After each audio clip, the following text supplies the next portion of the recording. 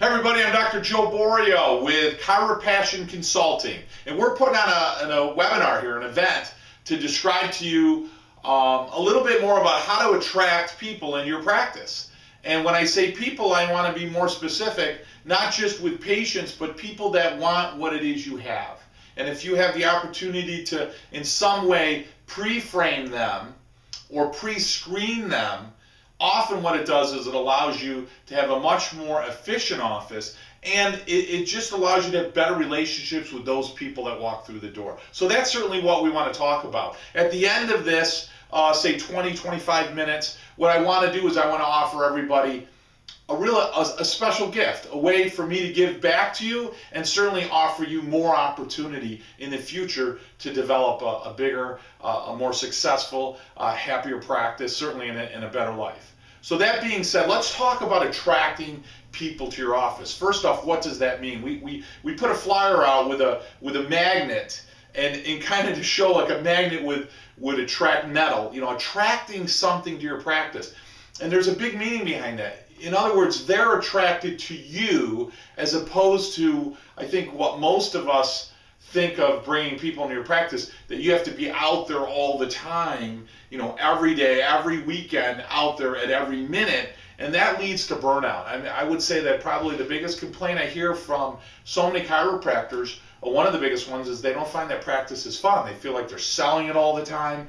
They feel like they're having to force people or scare people into getting care, and that's certainly not a good way to start a relationship by any means. I also think that another big complaint is lack of success. In other words, I think a lot of people go to school and they want to help people, so you start the whole process of becoming a chiropractor in the effort to help people, but in that effort, what happens is you come out of school, you hang up a shingle, and it's like, oh my God, here I am, I'm going to lock the door, and there's going to be waves of people that come into your practice, and all of a sudden you find out in a hurry that that's not at all what happens in many cases. So, have you set up something before you even open the door to make it where people want to call you or even want to come into your practice? And then what happens is you have a lot of docs that just aren't successful. They find out that they're working harder often, very hard. Many chiropractors are very hard workers, but they're working harder at a system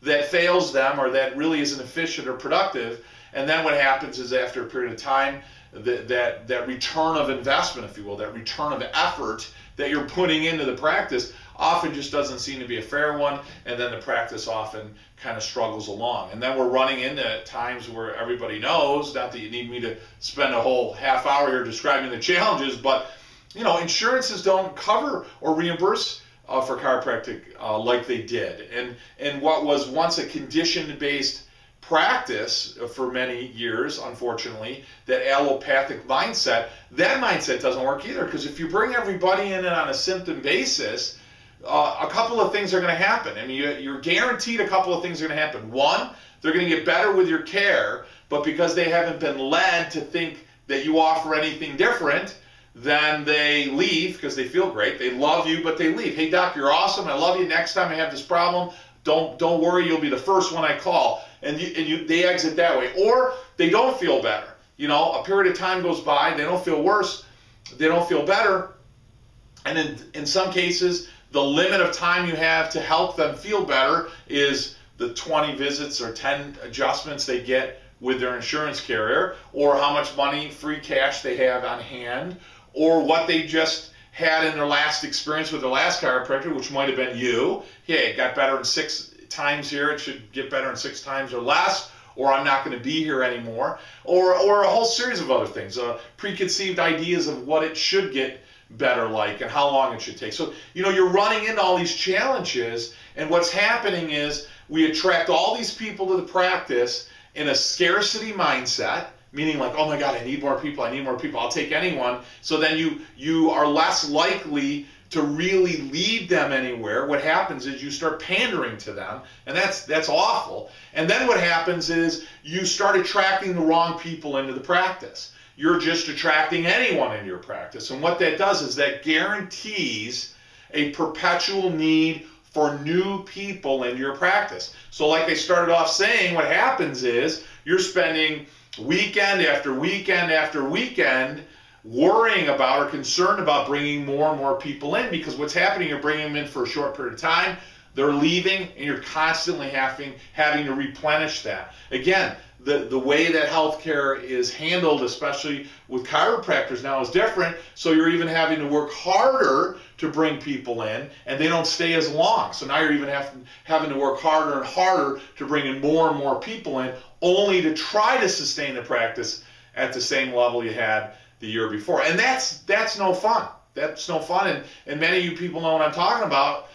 You challenge, and then, like I started off talking about, the fun in practice. So how do we attract new people? First and foremost, probably the biggest mistake that many doctors make is they don't even know, and maybe that's the wrong way to word it, but they don't really sit down and think and write out what the ideal practice member is like. You know, so what is it that you want to attract? You don't want to just attract anybody, right? You don't want to just attract any and all different types of people into your office. You want to attract an ideal person into your practice. You want to attract people that understand at least some value is placed upon health, and true health, not just, hey, I don't hurt today, but the type of health that means that, listen, I understand that I need to care for my body in order to be healthy, because we can go into Dorland's medical dictionary of the definition of health, right? It's not just merely the absence of symptoms. It's something that what? That means that, okay, I don't hurt, but on top of that, boy, I've got good well-being socially and spiritually and physically and mentally. I've got a lot of other areas that are really strong and healthy. So those are the types of people we want to attract, people that value their health, right?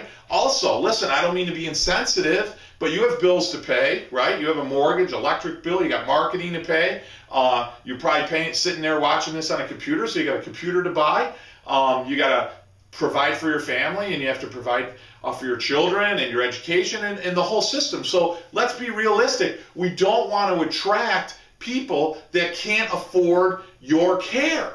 So rather than you always feel like you have to make a deal with people in order to get care, and you're constantly changing plans, or you're giving everybody a deal or a break, that's no way to run your office. So one, we have to attract people that value care. Two, we want to attract people that can afford your care. Right? And again, I think that's critical. Three, we want to recruit people or attract people that are community-based. Now, by that what I mean is people that are involved in some sense of a community. By that, let's describe community-based. A community-based maybe would be a fire department or a police department or a school or a church. Those are community-based organizations. So if I'm involved with people in that community, what happens is they end up having a circle of influence with other people within that community, and that means you're going to get a lot of third-party referrals, or what I will call transfer of the conviction, transfer of trust, transfer of integrity.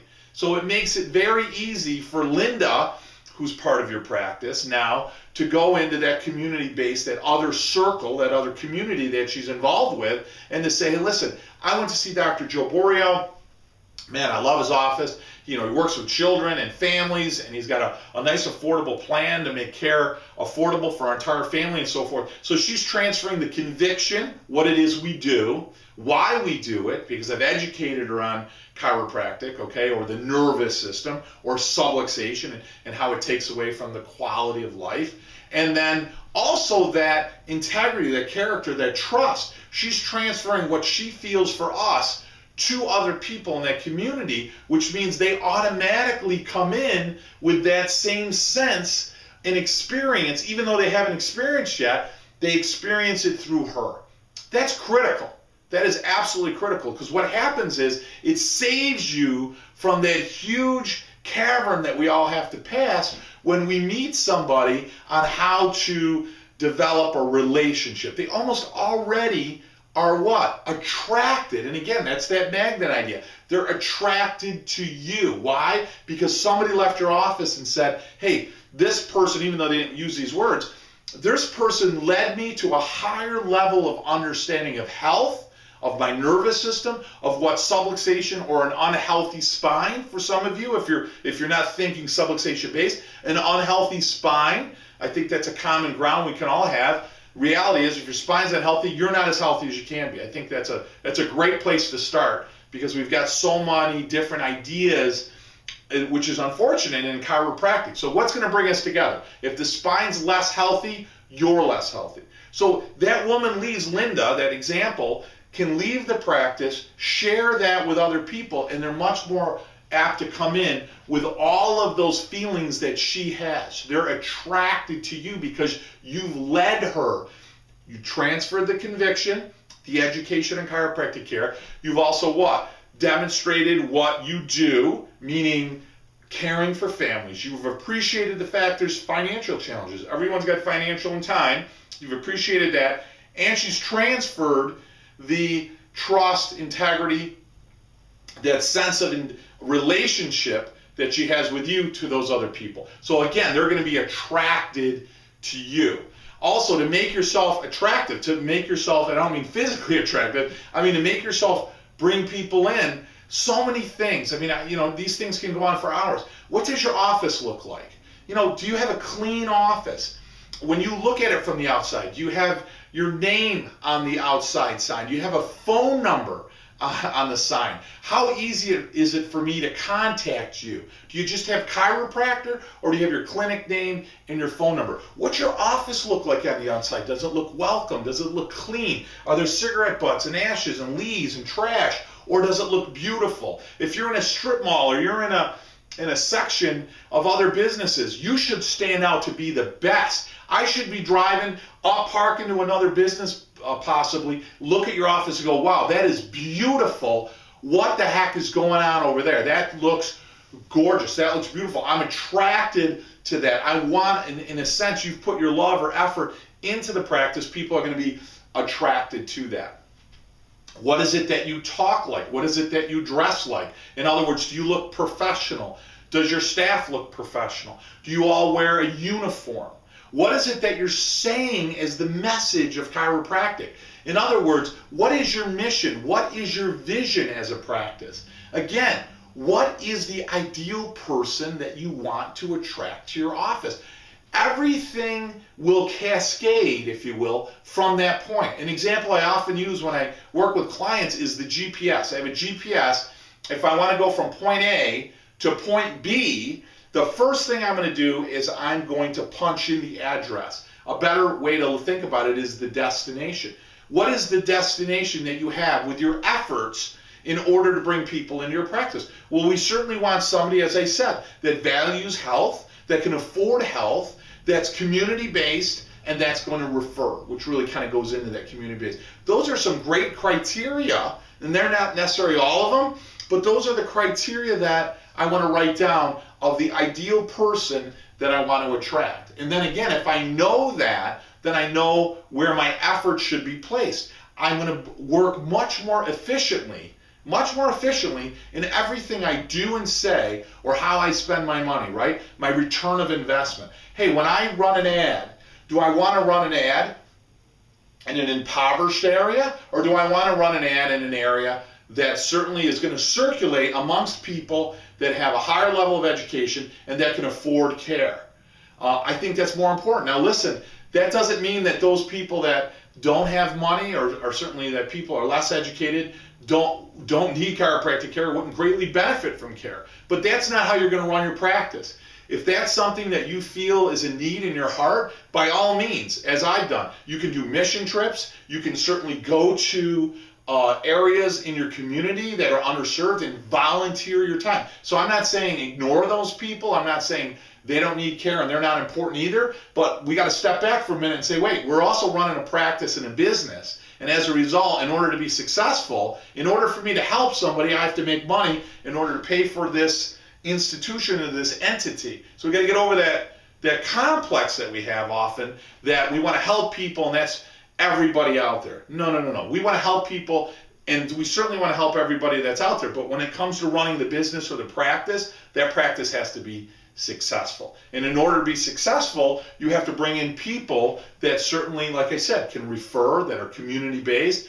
that certainly like what it is you have, that value health care in your office, and all those other criteria. So you want to write down ideally that ideal person that you would like to attract in your office. So we touched on that a little bit on those community-based, why it's also critical and wonderful to have community-based people is often those people have some influence within that community. So again, let's take the fire department. Boy, if I have a couple of firemen or women in my practice, right, I can then ask them, hey, listen, Bob, I notice you're doing so much better with your health, and your overall health care is dramatically improved. At your shop or at the fire hall, do you ever bring in outside healthcare professionals to talk about different health topics? And what that person will say is yes or no. They're both great answers. Yeah, we do. Oh, that's great. Bob, listen, could you tell me who is it that I would need to talk to in order to maybe discuss different health ideas or issues or wellness care with the firemen? Who is it that I need to talk to? Who's the influential person there? It may be Bob. Hey, geez, that's me. I set all that up. Or Bob may be best friends with Linda, who sets it up, or good friends with Linda. So you're going to say, Bob, would you talk to Linda for me, bounce off that idea, see if she likes it, or how I would get on the calendar.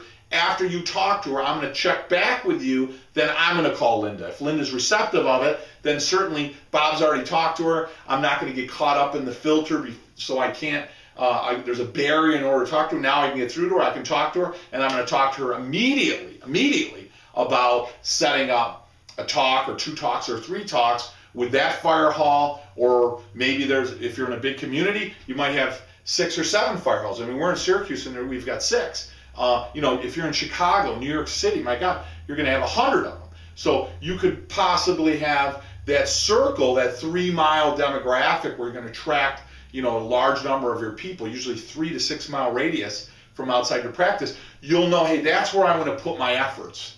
What zip code are you advertising? What are you saying in your marketing material? Are you describing health? Are you pre-framing what health is?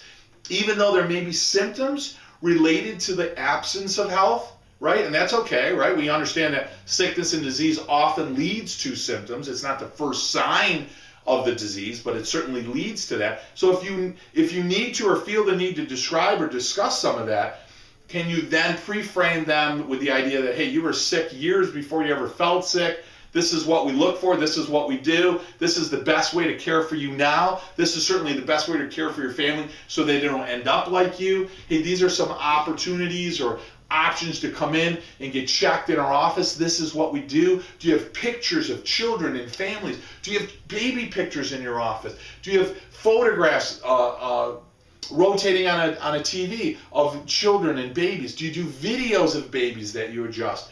Are you sending out material that discusses family care? What do you have on your door? What do you have on your wall? Are your hours conducive to people that work early in the morning or at night or on a weekend if you want to attract a lot of children? Again, it's what is it that you want to bring in your office? So the first place to start after this webinar, and certainly I should say the second place, so the first place you want to start is you're going to go to my website at www.chiropassionconsulting.com, and you want to set yourself up for one of our events. But that being said, the second thing you want to do is you want to write down what your ideal practice member is. What do they look like? What do they feel like? Ideally, what is that? What do you want to grow? Do you want a family base? Do you want to work just with children? Do you want to work with older people? Do you want to work with younger people? Do you want to work more with athletes? Write that down. And then what that means is you've now created in your mind a demographic to make everything you do more efficient, and therefore just in doing that, you'll start attracting that group of people in your practice rather than having unclear thoughts or being in a state of scarcity or desperation. And I don't care who it is, I don't care whether they have a job or not, I don't care if they understand what healthcare is or not, I don't care what they are, I just want them in. And then what happens is, and listen, there's a lot of great people in our profession that teach you how to bring new people in. They're awesome. I would recommend that you see a lot of those people. You know, Brad Glowacki is somebody I know, and he is the new practice maven, and he talks about bringing new people, and that's great. There's nothing wrong with it. That's great. But that being said, if I bring in 100 new ones, but I don't know how to keep them, we're really disconnected, aren't we? So I've always told people, be good at getting new people, be great at keeping them. I'd much rather bring in less new ones, right? Bring in less new ones, but know how to keep them for 300, 400, 500 PVA, keeping them in at a patient visit average for hundreds of adjustments, meaning they're staying in for long-term wellness care, than just being an expert. I'm not saying not to be an expert at bringing new people in, but if I'm just an expert at bringing new people in, if I only bring new people in and I don't know how to keep them, I'm perpetually needing new people all the time. And it just creates such a level of energy waste and burnout that what happens is a lot of docs stop doing it, and then what happens is the practice drops. Then you're like, oh my God, it's dropped. I got to get out there. And what happens to most of us, as some of you guys know, is your lifestyle often becomes accustomed to a certain level of income, and as the practice drops, what happens? Now all of a sudden I've got this overhead to meet that becomes very difficult, makes you more stressed, and then what happens? Then you get what? Scarcity, desperate, I'll take anyone, I'll do anything, and we throw out, if we've even been lucky enough, we throw out what we described as being the ideal person. So number one, we want to go to my website, chiropassionconsulting.com, and on the right hand side, what you're going to do is you're going to see our next event coming up. And what you're also going to see is in the top of the website, it's going to say click for your free practice evaluation. Now, our practice evaluation is a 15-minute call with me. It's a Skype call, or we can do it on GoToMeetings, or we can do it on FaceTime, on a Apple telephone. We can do it any way you want, or we can just do it on a regular phone. But what I ask you to do is fill that out, that application out, and just give me a little bit of information about you, and certainly some information about the practice and what you're looking to do, and some goals and so forth. And I'll call you back, and there's no cost for it at all. Certainly, I mean, let's be very realistic. I have a company that teaches you how to run your office better, more efficiently, certainly teaches you how to live your life better, have a much better quality practice and a much better quality life. That's certainly what our company is geared towards. So if I look at that and see that, hey, listen, you're probably listening to this webinar because you want to do better in practice, you want to have more success in life. So that being said, you're certainly somebody that we'd like to attract to our program. And as a result, if I read that through and I resonate with you and you resonate with me, by all means, we'd want to take the next step. The next step is trying to get you to one of our events. If you fill out that practice evaluation, our first time introductory fee to come to one of our events is $97. If you fill that out, you can come for half that. So it saves you about $50. And as a result, you get to come to the event. It's a 2-day event. It's a Friday and Saturday. We offer CE credits, and we certainly love the opportunity to teach you more. And if you're at one of those events and you really feel like, hey, this is the place I need to be in order to grow in life, certainly transform my practice, get some life mastery, we would certainly love to have you. It'd really be an honor to be your coach and certainly your mentor. And that's my gift to you. That's my offer to you. So hopefully over these last few minutes, you've learned a lot more about how to attract people in your practice. Remember, start off with those ideas of what is it that I want to attract? Because it's not just anything I want to bring in the practice. What is it that I want to attract in the practice? And then once you do that, you'll find everything else you do is so much more efficient and so much more effective, because now you realize what you say, what you don't say, what you do, what you choose not to do, what you put in your marketing, how you market, where you go will be directive to that description. Hey, I like to work with athletes. Well, man, I'm going to go to gyms. I'm going to go to runs. I'm going to go to every disease.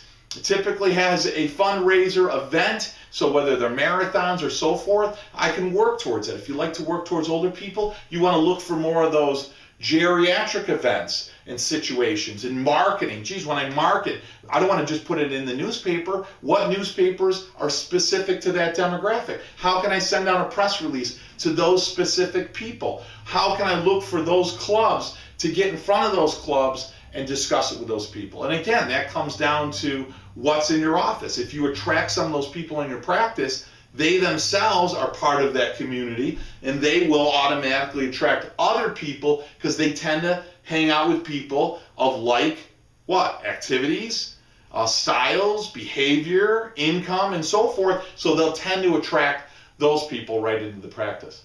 So start off visiting our website, number one. Number two, what I want you to do is make an effort and describe that ideal person. I would love the honor to have you at one of our events. Certainly love the privilege of meeting you, discussing chiropractic. There's nothing more exciting on this planet to me than the ability to lie somebody down on the table, check to see where their spine is subluxated, reduce that subluxation, allow better nerve function in their body, not only changing their life, but changing everyone's life they come in contact to. That's the power that you have as a chiropractor. Be proud of it, get excited about it, and get ready to transform the healthcare of the world. Guys, it's been an honor to spend these few minutes with you. I'm Dr. Joe Borio with Chiropassion Consulting. May your innate always flow with 100% of universal intention. Look forward to seeing you at one of our events. Thank you. Best friend gave me the best advice.